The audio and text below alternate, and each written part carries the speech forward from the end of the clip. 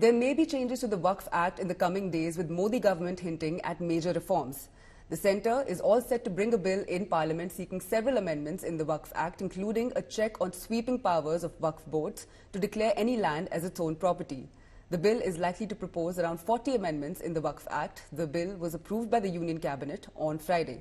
Sources say that as per the proposed amendments, claims made by Waqf board on properties will be verified compulsorily. Mandatory verification has been proposed for the disputed properties of Waqf board. Sources say that government is considering possibility of involving district magistrates in monitoring Waqf properties to prevent misuse of a property. Sources further say that the bill can be introduced in Parliament on August 5th. एक बार प्रस्ताव सामने आ जाए, उसको पढ़ लिया जाए क्या है, उसके बाद क्योंकि अभी ये जानकारी सामने आई, तो एक बार ये सारी चीजें आ जाए कि उसमें क्या क्या उसमें प्रावधान किए गए हैं, किन किन चीजों में बदलाव किया जा रहा है, एक बार उसको पूरी तरीके से पढ़ लिया जाए, उसके बाद पार्टी अपना रुख इस पे रखेगी। वक्फ बोर्ड अपने आप में एक बॉडी है 1954 में बनाई, जो आज़ादी के बाद, उसमें जो वो प्रॉपर्टी जो लोग धर्म के नाम पर छोड़ गए थे, उसको ऑर्गेनाइज करने के लिए एक बोर्ड बनाया गया। बोर्ड की नीयत भी ठीक थी बनाने की कि भाई एक रेगुलेटरी बॉडी होनी चाहिए, लेकिन उसमें बड़ी तादाद में बेईमान लोग आ गए, उन्होंने उसको गलत इस्तेमाल किया। अब उसमें अगर उसको सुधारने के लिए काम हो रहा है तब तो कोई बात नहीं है, लेकिन इस सरकार की नीयत पर लोगों को शक होता है, खास तौर से जब कोई मुसलमानों से जुड़ी बात हो। कल 5 अगस्त को केंद्र की मोदी जी की सरकार एक बार फिर से विवादित मुद्दों का बिल संसद में पेश करेगी। वक्फ बोर्ड एक्ट का बिल पेश करने जा रही है।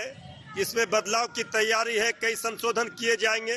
किसी धर्म विशेष को टारगेट करना, विवादित मुद्दों पर बहस करना, असली मुद्दे पर चर्चा न हो, इसके लिए सरकार इस तरह का काम करती है। जिस तरह से वक्फ एक्ट बनाया गया 1995 में, मुझे लगता है कि बहुत जल्दबाजी में कांग्रेस के द्वारा इस सब चीजें को फैसले लिए गए, क्योंकि इसकी वजह से आम आदमी को देश में परेशानी हुई।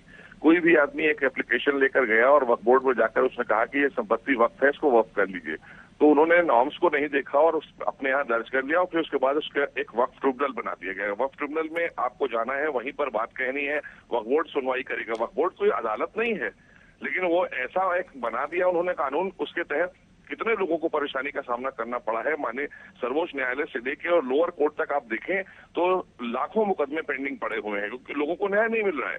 अब हम प्रॉफिट मोहम्मद को मानते हैं, उन्होंने कभी किया नहीं, उनके घराने के लोगों ने कभी किया नहीं, तो ये आज के धर्म गुरुओं ने वक्फ कहां से निकाल कर दे दिया और कांग्रेस ने इस पर एक्ट क्यों करा दिया? ये परेशानी का सबब बन रही थी। लोगों की रायशुमारी हुई, पूरे देश के लोगों ने कहा कि इसमें परिवर्तन होना चाहिए, न्याय मिलना चाहिए लोगों को।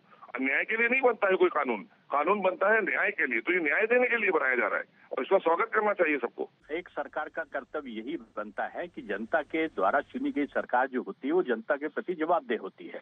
अब ऐसा कौन सा कानून, ये कांग्रेस सरकार ने ऐसे कानून जान के बनाए थे जिसमें जनता को कोई भी सहूलियत न मिलने पावे।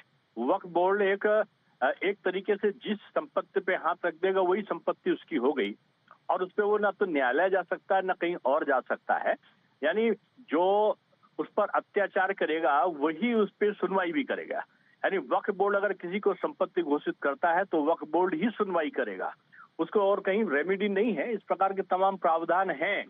संपत्ति कितनी हो और संपत्ति का प्रयोग क्या हो रहा है, क्या वो बिल्डर्स के लिए उपयोग कर रहे हैं?